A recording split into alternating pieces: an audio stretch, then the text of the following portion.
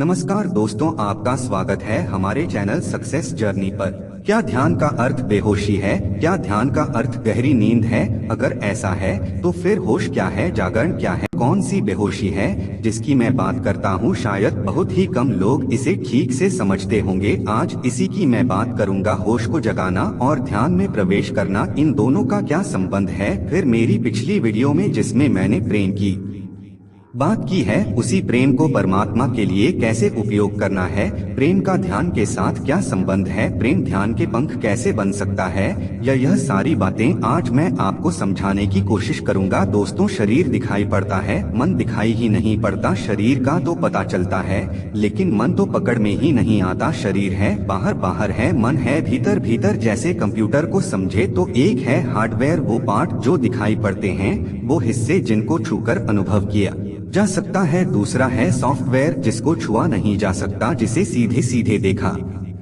भी नहीं जा सकता है। लेकिन अगर किसी कंप्यूटर में सॉफ्टवेयर नहीं है, ऐसा कंप्यूटर कोई काम नहीं कर पाएगा। हार्डवेयर है शरीर और सॉफ्टवेयर है आत्मा। बिना सॉफ्टवेयर के आप कह सकते हैं मरा हुआ कंप्यूटर जिसमें जीवन नहीं है। जिंदा इंसान में और मरे हुए इंसान में क्या फर्क है? अगर शरीर के तल पर देखें तो कोई फर्क नहीं है, सब कुछ पूरा है। कोई भी अंग या कोई भी शरीर का हिस्सा कम नहीं हुआ, बस उसका सॉफ्टवेयर जिसे हम आत्मा कहते हैं वह अब नहीं है, इसलिए निर्जीव है। और मन है वह पुल, वह सेतु जो शरीर और आत्मा दोनों को जोड़ता है। अगर आत्मा को जानना है तो उसका रास्ता केवल आपके मन से होकर गुजरता है। जब तक मन को नहीं जान पाते तब तक आत्मा को जानना असंभव है। ध्यान है मन को जानने का तरीका, मन तक पहुंचने का मार्ग। ध्यान है मन के तल पर घटने वा एक घटना, शरीर बीच में आता ही नहीं, लेकिन मन घिरा है अनेकों विचारों से। जैसे यह विचार छुपा लेते हैं, मन को ढका है। मन इन्हीं विचारों के नीचे मन को देखने चलते हैं तो मन तो दिखाई नहीं पड़ता, विचार ही विचार दिखाई पड़ते हैं। जो रास्ता शरीर से आत्मा तक जाता है वह रास्ता ही दिखाई नहीं पड़ता। इतने विचारों की धुंध गहरी छाई है, सब कुछ धध हो गया। जितने ज्यादा विचार उतना ही गहन अंधेरा। ध्यान है सभी विचारों को साफ करके मन के रास्ते को साफ साफ देख लेना। जैसे ही रास्ता दिख जाता है तो फिर प्रवेश में कोई अड़चन नहीं है। लेकिन आपके साथ तो हर जगह अड़चन ही अड़चन दिखाई पड़ रही है। इसे थोड़ा ठीक से समझना पड़ेगा। जब मन की हालत ठीक से समझ आ जाएगी, जो आप अपनी धारणाओं के कारण जो गलतियां कर रहे हैं उनको जान लोगे तो उनको हल करना बिल्कुल आसान हो जाएगा। ध्यान में प्रवेश इसलिए नहीं हो पाता क्योंकि गलत मार्ग पर चल रहे हैं। ध्यान को सिखाया जा रहा है, लेकिन क्या सिखाया जा रहा है? सिखाया जा रहा है केवल शरीर के तल पर कैसे बैठना है, कैसे अपनी रीढ़ को सीधा रखना है, कैसे सांस को देखना है। शरीर के तल पर ही आप समझ पाते हैं, मन तक तो पहुंच ही नहीं पाते हैं। आपका पूरा जीवन शरीर के तल से आगे नहीं बढ़ पाता। आप अपनी आंखें खोलकर देख सकते हैं, जब आप पूजा करते हैं या जब आप मंदिर जाते हैं तो कभी ख्याल करना आप नहीं जाते, केवल आपका शरीर ही जा रहा है, वह भी आपके लिए दूसरे कामों जैसा ही एक काम है। आप एक यंत्र की तरह हो गए हैं। जब आप मंदिर में मूर्ति के आगे झुकते हैं तो आप नहीं झुकते, केवल आपका शरीर झुकता है। आप तो अपने विचारों में ना जाने कहां होते हैं। आपके मन के विचारों का जाल आपके साथ ही चला आता है। जिन लोगों ने मंदिर के बाहर घंटी को लगाया वह बहुत वैज्ञानिक, बहुत ही समझदार लोग रहे होंगे। उसका अर्थ था कि मंदिर में जाने से पहले आपके होश को जगह दिया जाए। जब आप घंटी बजाएं तो घंटी की गूंज को उस गुंजारी हो जाए। जब आपका मन पूरी तरह से एक दिशा में आ जाए, जब आप पूरी तरह से मंदिर में ही मौजूद हो जाएं। आपकी बेहोशी को तोड़ने के लिए ही इस घंटी का निर्माण किया गया है, लेकिन इसका आपको कुछ भी पता नहीं है। आप आज भी मंदिर में जाते हैं, घंटी बजाते हैं, लेकिन उतनी ही बेहोशी में उसकी गुंजारी किया ही नहीं, क्योंकि आपको इसके विज्ञान का कुछ पता ही नहीं है, ना ही आपने इसे कभी जानने या समझने की कोशिश की। ठीक यही आपके ध्यान में आपके साथ हो रहा है। इसलिए मेरा सबसे ज्यादा जोर इस बात पर है कि आप अपनी गलती को जाने। गलतियाँ जब समझ आ जाती है तो उन्हें ठीक करना नहीं पड़ता, वह अपने से ही ठीक होने लगती है। लेकिन मैं देखता हूँ कि ध्यान की शिक्षा देने वाले केवल बाहर की बात करते हैं। उनकी अपनी मजबूरी है, अंदर की बात, मन के तल की बात वह करें भी तो आप समझ ही नहीं पाएंगे, क्योंकि उसका अभी आपको कुछ पता ही नहीं है। जरा आंख उठाकर सभी तथा कथित धर्मों के व्यक्तियों पर एक नजर डाले, दूसरों पर ही नहीं स्वयं पर भी। जहाँ भी नजर डालेंगे बाहर का आडंबर ही दिखाई पड़ेगा, धर्म की आत्मा कहीं दिखाई ही नहीं पड़ती। केवल धर्म का शरीर बेजान हो चुका, शरीर पत्थर से बने मंदिर आत्मा से रिक्त, जिसे परमात्मा का अनुभव हो जाता है, फिर उसे क्या फिक्र होगी मंदिरों की। फिर कौन तलाश करेगा परमात्मा को मंदिरों में, मस्जिदों में, गुरुद्वारे में या गिरजाघरों में। उसके लिए तो परमात्मा ही बरस रहा है, परमात्मा के ही गीत गा रहे हैं, पक्षी परमात्मा के साथ ही नाच रहे हैं, वृक्ष अब परमात्मा के अतिरिक्त बचा ही क्या। जहाँ देखो परमात्मा है, जहाँ जाओ परमात्मा है, पूरी सृष्टि परमात्मा के संगीत में नाच रही है। आप पूछते हैं परमात्मा को कैसे देखें, आपकी आंख में नूर ही नहीं है। आंख है अंधी, क्या देख पाएंगी। जब तक बाहर का आडंबर है जीवन में तब तक बेहोशी है, जैसे ही बाहर छूटता है तो भीतर प्रवेश हो जाता है। इसी को मैं गहरी बेहोशी कहता हूँ, इसी को बेहोशी का जीवन कहता हूँ। जब भीतर की जरा सी भी झलक मिलने लगती है तो यह सारा विराट, यह सारा ब्रह्मांड आपके साथ जुड़ जाता है। जब आपको पता लगता है कि आप इससे अलग कहीं भी नहीं है, जब तक आपको यह दिखाई ना पड़ जाए कि आप पूरे अस्तित्व का एक हिस्सा है, आप इससे अलग नहीं है, अब यहाँ कोई दूसरा नहीं है, आप परमात्मा का ही अंग है, उसी का अंश है। और ध्यान रहे, इसे शब्दों में मत समझ लेना, यह कोई मान लेने की बात नहीं है। अगर इसे मान लिया तो फिर जानने की संभावना ही खत्म हो जाएगी। इसका अनुभव करना है जब आपका रोया रोया परमात्मा के संगीत से कंपन करने लगे, आपके रोए रोए से आनंद झरने लगे, तभी जानना। वैसे मानना तो हमेशा ही खतरनाक है, कुछ भी मान लेना यह तो आपको कभी मंजिल पर पहुंचने ही नहीं देगा। आपकी गहरी से गहरी समझ ही आपको आपकी मंजिल का रास्ता दिखा सकती है। ज्यादातर लोग विपसिना अपना पूरा ध्यान सांसों पर लगाना होता है, अपनी आती जाती सांस को देखना, लेकिन क्या केवल कहने से ही पूरा ध्यान लग सकता है? उस समय के लोग बहुत सरल थे, एकदम सीधे साधे लोग वही कहते थे जो मन में चलता था। तब अभी ना तो चालाकी पैदा हुई थी और ना ही ऐसी चीजों की कोई आवश्यकता थी। मन बहुत ही सरल था, ध्यान करते ही तुरंत प्रवेश कर जाते। जैसे कभी आप देखें कि आप जितने ज्यादा विचारों से घिरे होते हैं, जितनी चिंता, जितनी परेशानी आपके साथ होती है, आपकी नींद उतनी ही मुश्किल हो जाती है।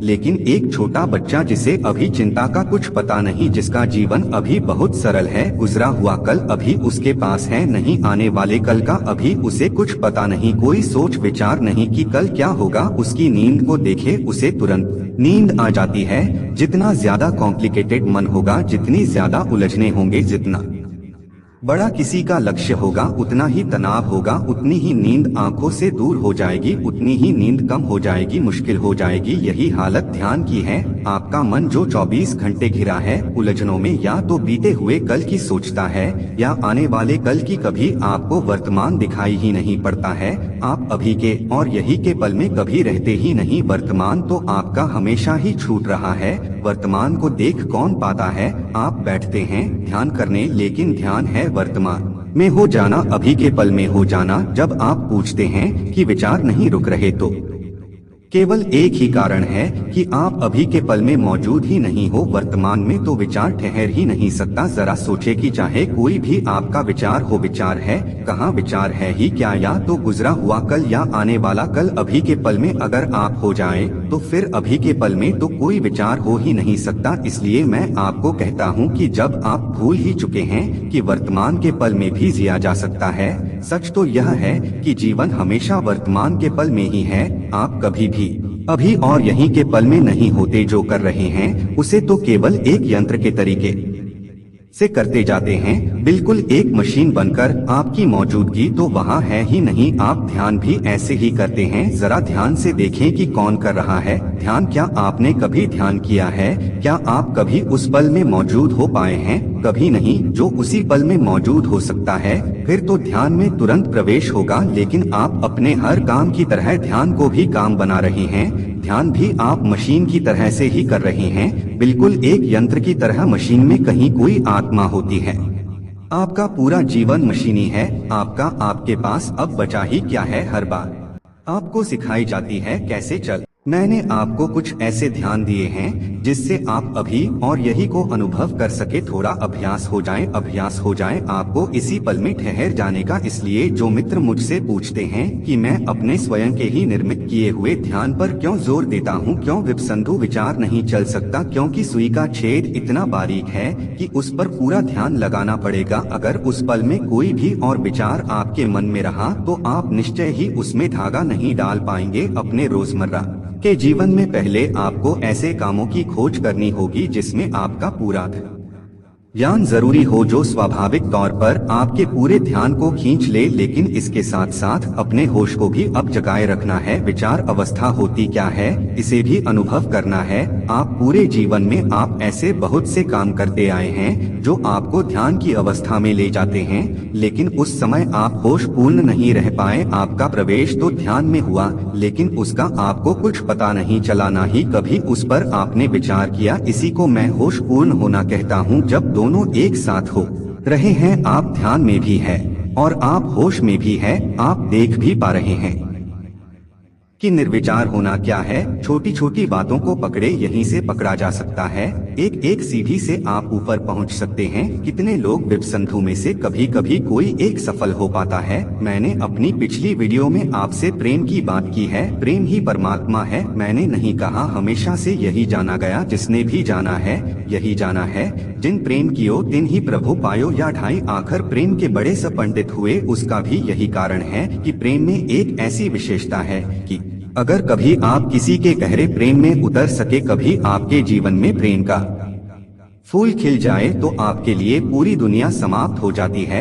वहाँ फिर कोई विचार चल सकेगा। प्रेम परमात्मा की पहली सीढ़ी बन जाता है। प्रेम आपके पूरे के पूरे ध्यान को खींच लेता है। जो काम आपकी कितनी भी कोशिशों के बावजूद नहीं हो पाता, उस सहज में ही हो जाता है। बस प्रेम में होश और जाग जाए तो समझो काम हो गया। कुछ दोस्तों ने इसे ठीक से समझा नहीं कि मैंने क्या कहा। मैंने स्त्री और पुरुष की प्रेम की बात जरूर की है। मैंने कहा है कि जो प्रेम अत्यंत सरलता और सहजता से हो सकता है, लेकिन केवल यही एक प्रेम नहीं है, हो सकता है किसी के जीवन में ऐसे प्रेम की कोई संभावना ही ना हो, तो फिर वह क्या करें। यह कभी कभी ऐसा भी हो सकता है कि किसी का मन ऐसा हो जो इस प्रेम में जाता ही ना हो, लेकिन वह कहीं तो जाता ही होगा। कुछ तो ऐसा जरूर होगा जो आपको बहुत आकर्षित करता है। फिर चाहे वह प्रकृति हो, चाहे वह संगीत हो, चाहे वह नाच हो, वह कुछ भी हो, वही तो प्रेम है। आपको ही तलाश करना है कि आपके भीतर कौन से प्रेम की संभावना है। होश पूर्ण होकर जानने की कोशिश करेंगे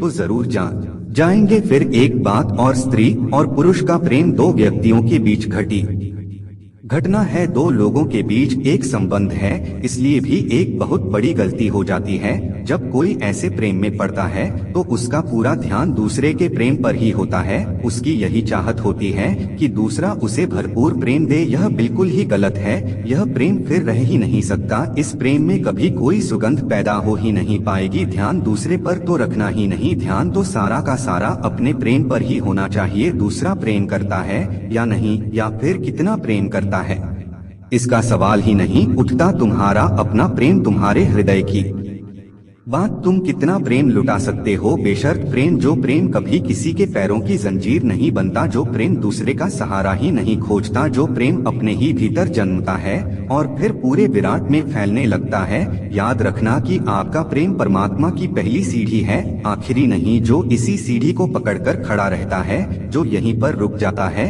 वह भी भटक जाता है। उसके आगे की यात्रा ही रुक जाती है। प्रेम है एक सीढ़ी की तरह जिसका उपयोग करना है परमात्मा की प्रेम की झलक, पूरे विराट की प्रेम की झलक। अगर दो व्यक्तियों के बीच गहन प्रेम है तो दोनों की यात्रा शुरू हो सकती है। लेकिन अगर उनके बीच का प्रेम एक दूसरे पर निर्भर है, जैसा कि आम हो रहा है, जैसा कि हमेशा शिकायत रहती है कि फला मुझे प्रेम नहीं करता, यह प्रेम कहीं से भी प्रेम नहीं बन सकता। यह प्रेम तो आपको नरक में ही लेकर जाएगा। अगर कभी आपका अपना प्रेम, आपके भीतर का वह प्रेम, वह चाहे किसी के लिए भी पैदा हुआ हो, आप अपने ही प्रेम पर रुक जाएं, आप दूसरे की बात ही छोड़ दे। आप प्रेम दे रहे, आपसे प्रेम बरस रहा है, दूसरा भले ही कुछ भी करता हो, आपका पूरे का पूरा ध्यान अपने ही प्रेम पर केंद्रित हो जाए। आप इस प्रेम को पहचान ले जो आपके भीतर प्रकट हुआ। आपकी दूसरे से कोई मांग ही नहीं, आप तो देते ही चले जाते हैं, लेने का तो कोई ख्याल ही नहीं आता। जिस भी प्रेम में मांग है वह प्रेम नहीं है, वह तो व्यापार है। वहाँ भी वही लेन देन की बात ही चल रही है, वहाँ भी लोग वैसा ही है, फिर कोई फर्क नहीं। ऐसा प्रेम कभी परमात्मा की यात्रा नहीं कर पाएगा। दूसरा केवल आपके भीतर प्रेम जगाने में सहायक बनता है, एक निमित्त मात्र, इससे ज्यादा कुछ नहीं। शिकायत तो कभी उससे हो ही नहीं सकती, क्योंकि उसी के कारण आपके भीतर का प्रेम जन्मा। उसके प्रति दो इतना धन्यवाद का भाव गहरा होगा जिसे आप पूरे जीवन में भी झुका नहीं पाएंगे। वही तो आपके प्रेम की सीढ़ी बना, उसी ने तो रास्ता दिखाया। अगर वह नहीं होता तो आप में कैसे समर्पण पैदा होता। फिर इसी छोटे समर्पण से जब पूरी सृष्टि को आप समर्पित हो जाते हैं, यही है होश पूर्ण होना, यही है जाग जाना। तभी मैंने कहा कि प्रेम पंख बन जाता है। परमात्मा की यात्रा के लिए आपका हमेशा इस बात पर जोर रहता है। आप कहते हैं कि हमें ध्यान सिखा, इसलिए जो लोग आपको सारे क्रियाकलाप की जानकारी देते हैं आप उनमें आकर्षित होते हैं, लेकिन इससे कुछ भी नहीं होगा।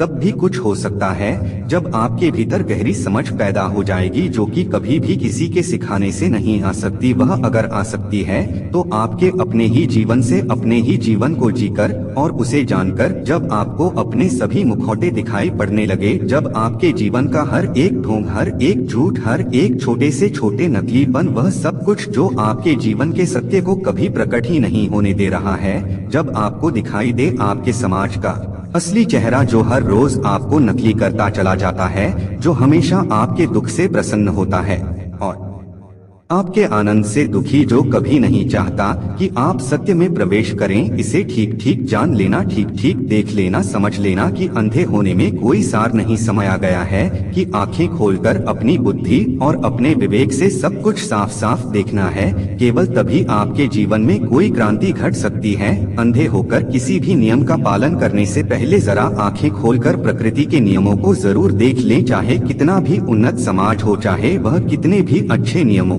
की घोषणा करता हो, लेकिन प्रकृति के नियमों से ऊपर कुछ भी नहीं हो सकता। वह तो परमात्मा माँ की नियम है। आपने इसे देखना ही छोड़ दिया। अगर कभी भी अपने पूर्ण विवेक से आप प्रकृति को समझने की कोशिश करेंगे तो आप पाएंगे कि समाज के नियम ठीक प्रकृति के विपरीत है। यही कारण है कि समाज कभी आनंद में नहीं जा सकता। दुख ही समाज की नियति है। कभी कोई आनंद को उपलब्ध होता है तो अकेला होकर, अपने सारे भय को छोड़कर, अपने सारे ढोंग को छोड़कर, ध्यान को उपलब्ध हों तो केवल अपनी समस्त धारणाओं से मुक्त होकर हर रोज अपने नए नए प्रयोग करें। मैंने जो भी आपको समझाने की कोशिश की है उसका ठीक से विचार करके निर्विचार अवस्था को जानकर, जहां से भी निर्विचार अवस्था पकड़ में आती हो उसको समझकर ही आगे बढ़े। जैसा कि मैंने पहले ही कहा है कि जब तक आप अपनी तैयारी नहीं करते, जब तक आप सरल होने की प्रक्रिया से नहीं गुजरते, जब तक प्रकृति से एक रस नहीं हो जाते, तब तक ध्यान या जाप या फिर कोई भी पूजा पाठ असंभव है। तब तक केवल आप बाहर का ही अनुकरण कर सकते हैं, केवल आडंबर कर सकते हैं। ऐसे आडंबर से कुछ भी नहीं होगा। जीवन का रूपांतरण तो भीतर से ही संभव है। बाहर की बातों को छोड़कर भीतर देखना शुरू करें। खोज तो आपको ही करनी पड़ेगी, आपके लिए कोई दूसरा यहाँ कुछ भी नहीं कर पाएगा। आपको समझाने की मेरी कोशिश सफल हो। आप मेरी बात को समझकर ठीक दिशा में यात्रा करें। अपने जीवन के अनुभव से आपका ज्ञान विकसित हो, आपका स्वयं पर भरोसा बने। किसी गुरु की खोज करने की बजाय आप प्रकृति को ही अपना गुरु समझे और उसी से सीखे, जो कि हर पल आपको सिखा रही है। आपकी आंखें खुल जाएं और आपको अपना रास्ता साफ साफ दिखाई दे। शरीर से शुरू करके मन से आत्मा का अनुभव करें। परमात्मा के परमानंद के सागर में आप उतर जाए और जान जाए यहाँ कोई दुख नहीं है। यह सब आप ही अपने लिए पैदा कर रहे हैं। केवल आपका अज्ञान ही आपके दुखों का कारण बन रहा है। आपके जीवन में इतना प्रकाश फैल जाए जिसमें आप परमानंद को उपलब्ध हो। इसी मंगल कामना के साथ मैं आज आपसे दोस्तों, क्या आपने बहुत बार प्रयास कर लिया लेकिन आपका ध्यान में प्रवेश नहीं हो रहा है? क्या आपका जाप सफल नहीं हो रहा है? क्या ध्यान के दौरान विचारों से मुक्त नहीं हो पा रहे? क्या आपका होश नहीं जाग रहा है? आत्मा को कैसे जाने, ध्यान कैसे करें, स्वयं का अनुभव कैसे हो, परमात्मा का रास्ता क्या है? अगर यह आपके प्रश्न है तो आज के विषय में आपको हर प्रश्न का उत्तर मिलेगा। किसी तरह जल्दी से एक बार ध्यान क्या मैं ध्यान करता हूँ? जो नहीं भी पूछते हैं उनके मन में भी यह सवाल जरूर चलता होगा, अगर मैं ध्यान करता हूँ तो कौन सा ध्यान करता हूँ, या फिर पूछा जाता है कि कौन सा ध्यान करना चाहिए। अब सवाल यह नहीं है कि मैं कौन सा ध्यान करता हूँ या कितने समय ध्यान करता हूँ, अब तो मामला ही उल्टा है। अब तो यह देखना पड़ता है कि 24 घंटों में वह कौन से पल थे जिसमें मैं ध्यान से बाहर हुआ या मैंने अपना होश खोया। अब मेरे जीवन का हर एक पल ध्यान है, अब ध्यान के बाहर कुछ भी नहीं। जब होश जाग जाता है, जब निद्रा टूटती है, बेहोशी टूटती है, फिर आपका जीवन ध्यानस्थ हो जाता है। अब कोई 1-2 घंटे का ध्यान नहीं, अब तो आप 24 घंटे ही ध्यान में ही रहते हो। अब तो आपका उठना बैठना सोना जागना अब तो सब कुछ ध्यान में ही चलता है। फिर अलग से किसी भी ध्यान की कोई जरूरत नहीं। कुछ मित्र जो करने की कोशिश करते हैं पर सफल नहीं हो पाते हैं, उन्हें हमेशा शिकायत रहती है कि ध्यान में प्रवेश नहीं होता, विचार ही नहीं रुकते, विचारों को रोके कैसे। फिर एक सवाल कि क्या ध्यान का अर्थ बेहोशी है? क्या ध्यान का अर्थ गहरी नींद है? अगर ऐसा है तो फिर होश क्या है, जागरण क्या है? यह सवाल मुझसे आज तक किसी ने नहीं पूछा, लेकिन मैं जानता हूँ यह सवाल आप सबके मन में तो है। मैं होश किसे कह रहा हूँ? वह कौन सी बेहोशी है जिसकी मैं बात करता हूँ? शायद बहुत ही कम लोग इसे ठीक से समझते होंगे। आज इसी की मैं बात करूँगा। होश को जगाना और ध्यान में प्रवेश करना, इन दोनों का क्या संबंध है? फिर मेरी पिछली वीडियो में जिसमें मैंने प्रेम की बात की है, उसी प्रेम को परमात्मा के लिए कैसे उपयोग करना है, प्रेम का ध्यान के साथ क्या संबंध है, प्रेम ध्यान के पंख कैसे बन सकता है, यह सारी बातें आज मैं आपको समझाने की कोशिश करूंगा। दोस्तों, शरीर दिखाई पड़ता है, मन दिखाई ही नहीं पड़ता। शरीर का तो पता चलता है, लेकिन मन तो पकड़ में ही नहीं आता। शरीर है बाहर, बाहर है मन है भीतर, भीतर। जैसे कंप्यूटर को समझे तो एक है हार्डवेयर, वो पार्ट जो दिखाई पड़ते हैं, वो हिस्से जिनको छूकर अनुभव किया जा सकता है। दूसरा है सॉफ्टवेयर, जिसको छुआ नहीं जा सकता, जिसे सीधे सीधे देखा भी नहीं जा सकता है। लेकिन अगर किसी कंप्यूटर में सॉफ्टवेयर नहीं है, ऐसा कंप्यूटर कोई काम नहीं कर पाएगा। हार्डवेयर है शरीर और सॉफ्टवेयर है आत्मा। बिना सॉफ्टवेयर के आप कह सकते हैं मरा हुआ कंप्यूटर जिसमें जीवन नहीं है। जिंदा इंसान में और मरे हुए इंसान में क्या फर्क है? अगर शरीर के तल पर देखें तो कोई फर्क नहीं है, सब कुछ पूरा है। कोई भी अंग या कोई भी शरीर का हिस्सा कम नहीं हुआ, बस उसका सॉफ्टवेयर जिसे हम आत्मा कहते हैं वह अब नहीं है, इसलिए निर्जीव है। और मन है वह पुल, वह सेतु जो शरीर और आत्मा दोनों को जोड़ता है। अगर आत्मा को जानना है तो उसका रास्ता केवल आपके मन से होकर गुजरता है। जब तक मन को नहीं जान पाते तब तक आत्मा को जानना असंभव है। ध्यान है मन को जानने का तरीका, मन तक पहुंचने का मार्ग ध्यान है। मन के तल पर घटने वाली एक घटना, शरीर बीच में आता ही नहीं, लेकिन मन घिरा है अनेकों विचारों से। जैसे यह विचार छुपा लेते हैं, मन को ढका है। मन इन्हीं विचारों के नीचे मन को देखने चलते हैं तो मन तो दिखाई नहीं पड़ता, विचार ही विचार दिखाई पड़ते हैं। जो रास्ता शरीर से आत्मा तक जाता है वह रास्ता ही दिखाई नहीं पड़ता। इतने विचारों की धुंध गहरी छाई है, सब कुछ धध हो गया। जितने ज्यादा विचार उतना ही गहन अंधेरा ध्यान है।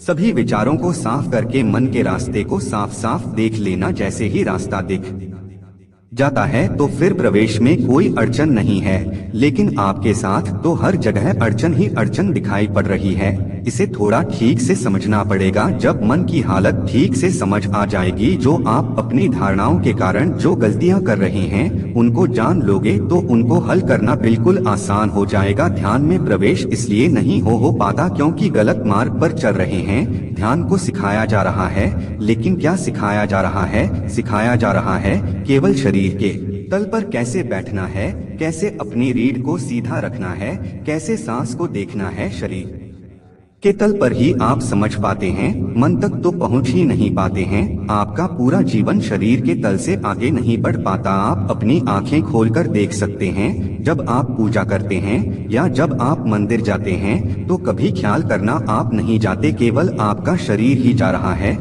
वह भी आपके लिए दूसरे कामों जैसा ही एक काम है। आप एक यंत्र की तरह हो गए हैं। जब आप मंदिर में मूर्ति के आगे झुकते हैं तो आप नहीं झुकते, केवल आपका शरीर झुकता है। आप तो अपने विचारों में ना जाने कहां खा होते हैं। आपके मन के विचारों का जाल आपके साथ ही चला आता है।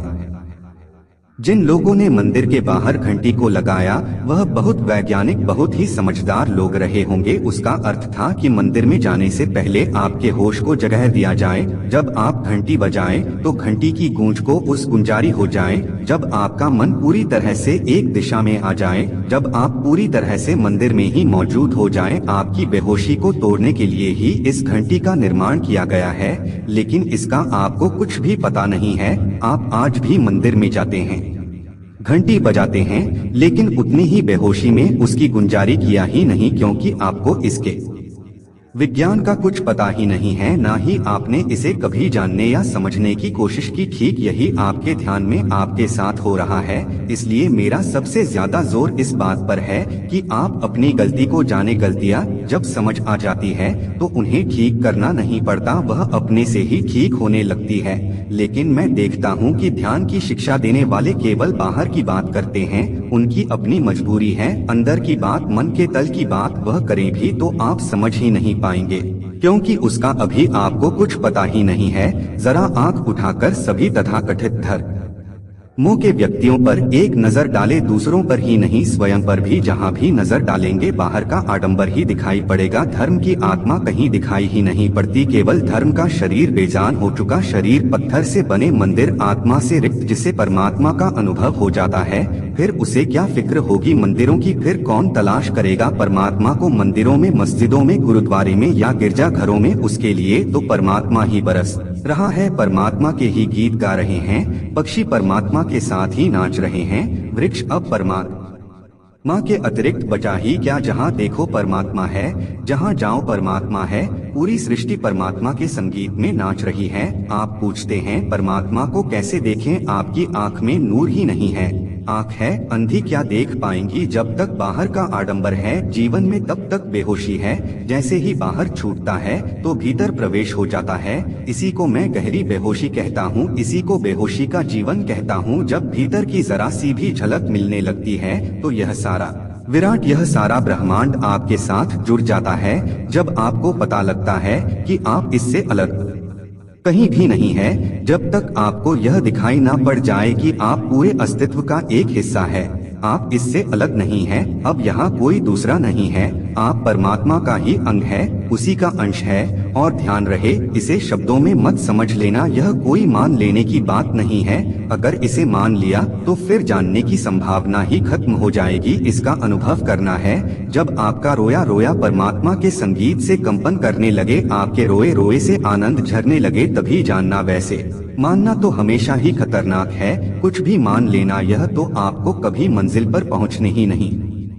देगा। आपकी गहरी से गहरी समझ ही आपको आपकी मंजिल का रास्ता दिखा सकती है। ज्यादातर लोग विपसीना अपना पूरा ध्यान सांसों पर लगाना होता है, अपनी आती जाती सांस को देखना। लेकिन क्या केवल कहने से ही पूरा ध्यान लग सकता है? उस समय के लोग बहुत सरल थे, एकदम सीधे साधे लोग वही कहते थे जो मन में चलता था। तब अभी ना तो चालाकी पैदा हुई थी और ना ही ऐसी चीजों की कोई आवश्यकता थी। मन बहुत ही सरल था, ध्यान करते ही तुरंत प्रवेश कर जाते। जैसे कभी आप देखें कि आप जितने ज्यादा विचारों से घिरे होते हैं, जितनी चिंता, जितनी परेशानी आपके साथ होती है, आपकी नींद उतनी ही मुश्किल हो जाती है। लेकिन एक छोटा बच्चा जिसे अभी चिंता का कुछ पता नहीं, जिसका जीवन अभी बहुत सरल है, गुजरा हुआ कल अभी उसके पास है नहीं, आने वाले कल का अभी उसे कुछ पता नहीं, कोई सोच विचार नहीं कि कल क्या होगा, उसकी नींद को देखे उसे तुरंत नींद आ जाती है। जितना ज्यादा कॉम्प्लिकेटेड मन होगा, जितनी ज्यादा उलझने होंगे, जितना बड़ा किसी का लक्ष्य होगा, उतना ही तनाव होगा, उतनी ही नींद आंखों से दूर हो जाएगी, उतनी ही नींद कम हो जाएगी, मुश्किल हो जाएगी। यही हालत ध्यान की है। आपका मन जो 24 घंटे घिरा है उलझनों में, या तो बीते हुए कल की सोचता है या आने वाले कल की, कभी आपको वर्तमान दिखाई ही नहीं पड़ता है। आप अभी के और यही के पल में कभी रहते ही नहीं। वर्तमान तो आपका हमेशा ही छूट रहा है। वर्तमान को देख कौन पाता है? आप बैठते हैं ध्यान करने, लेकिन ध्यान है वर्तमान में हो जाना, अभी के पल में हो जाना। जब आप पूछते हैं कि विचार नहीं रुक रहे, तो केवल एक ही कारण है कि आप अभी के पल में मौजूद ही नहीं हो। वर्तमान में तो विचार ठहर ही नहीं सकता। जरा सोचे कि चाहे कोई भी आपका विचार हो, विचार है, कहाँ विचार है?